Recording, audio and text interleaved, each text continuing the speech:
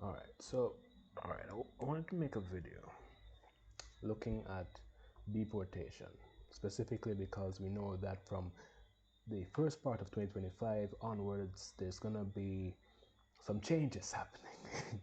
And what those changes mean for the southern border um, has been in the discussion cycle of the news for a couple of days now. But I want to also look at how this impacts Jamaica. So I was thinking about how to approach making this video, and it actually reminded me of a song that Bob Marley did. And the first line from that song is Exodus, movement of the people. And there's going to be some mass movement, right? Yeah, so I want to make this video and hopefully, I don't know, share my thoughts on the situation of how it's going to probably unfold.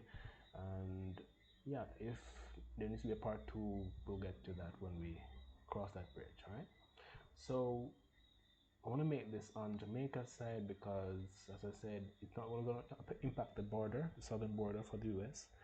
It's also going to impact other people that have come over to the US and have, let's say, they didn't have their papers straight, or they may have overstayed their visit, or they were on a program and they may have run off instead of coming back home when it was time to. So what that could mean is you have people that went on the farm work program that decided to run off after, not come back home. You have people that may have went to study, and when it was the end of their study duration, they decided not to return, and may have run off that way. You have people that went on a visiting visa, and may have run off at the end of that also. So I want to look into why would they run off? Why would they, not just go back home at the end of that stint or that stay of when the program ends? Well, interesting question, right? That's the question that you have. It's a very good question to ask.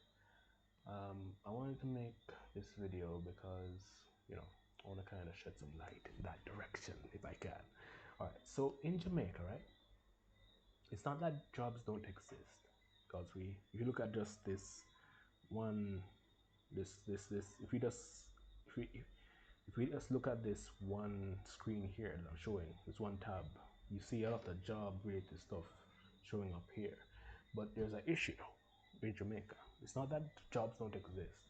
It's a case where jobs exist, but jobs that pay adequately, especially with the inflation being what it is in Jamaica currently, there is not going to be typically enough to support you and your family, typically, with what the jobs are in Jamaica for the most part.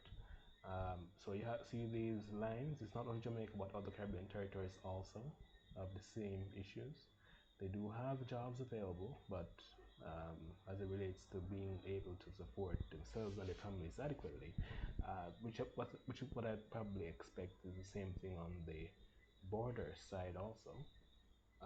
They want to have a better chance of being able to support themselves and their family.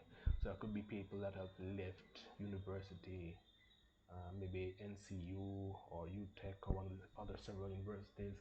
That's also the skilled labor people. So that's the technicians, like the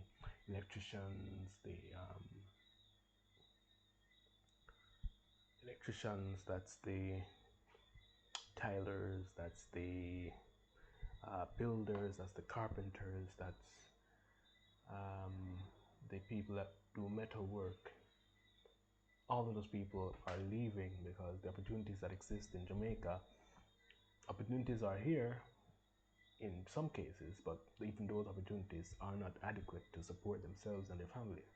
And let's say you've invested a lot into your education, how will you be able to pay off the debt and be able to support yourself and your family if you took like a student loan to be able to, study and try to elevate yourself to get to the point where you could support the family and yourself adequately? What do you do?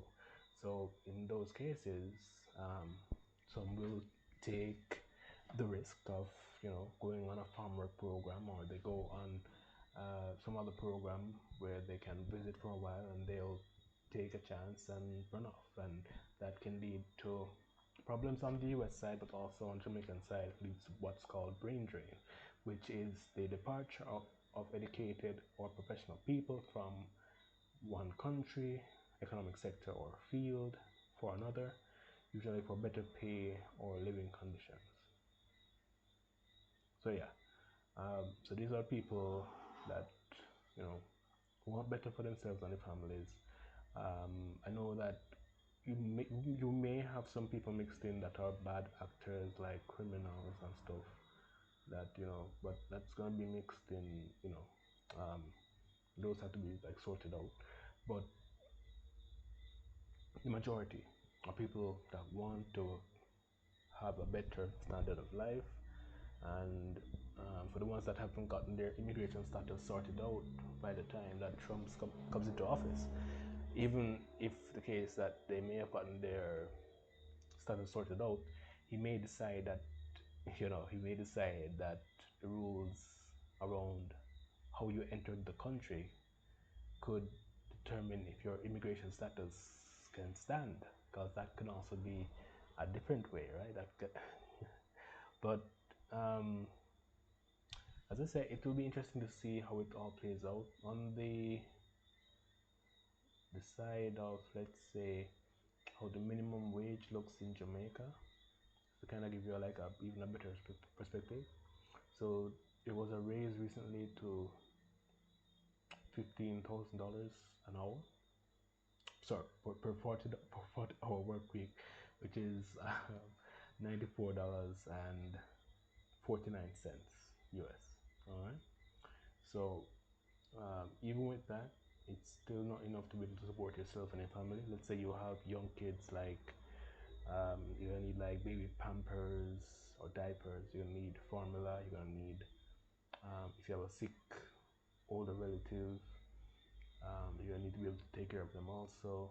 If you have kids that's going to school, they need to be able to afford transportation and other fees and books, and all those things come into factor of why you have somebody like desperate enough to you know live with the consequences potentially.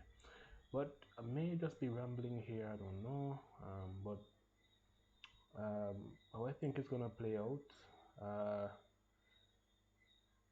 there's gonna be some pushback. I know that they got majority seats in the election, so you'll have an easy time to push through a lot of what he wants to as it relates to policy decisions. But I do believe that um, there will be some discussion around how he approaches this. And if it's a case where the worst comes to worst, hopefully the Jamaican government can put something in place that will allow for the transition to be equitable. So what that means is, if it's the people that are skilled are coming back, uh, have some way to facilitate them coming back in a way that is allowed to spur the Jamaican economy to grow. Because um, if it's the case that worse comes to worse, and the people that are skilled um, are forced back here, hopefully there is at least some scenario where they are able to benefit the country and themselves, and be able to feed themselves and their families adequately, and also be able to help to grow the economy to a place where the next generation, or even the next term of students or semester of students that are coming up, they will be less likely to want to leave for these same reasons. And you know, so it's going to take a lot of planning. It's going to take a lot of dedication on the part of the ones in charge. So there is CARICOM also as an option. So if the CARICOM leaders can come together and make some decisions in the benefit of our future, then that will be most welcomed. Otherwise, I suppose that is it. Guess I'm done rambling on for now. could make a video that is discussing how to facilitate that transition if it does happen. But as I said, we're going to be playing it by ear and we're going to see how it actually plays out. But yeah, that's the video, I suppose. I think I covered everything I want to cover here. And yeah, that's good for a first video on deportation, right? Right? I guess.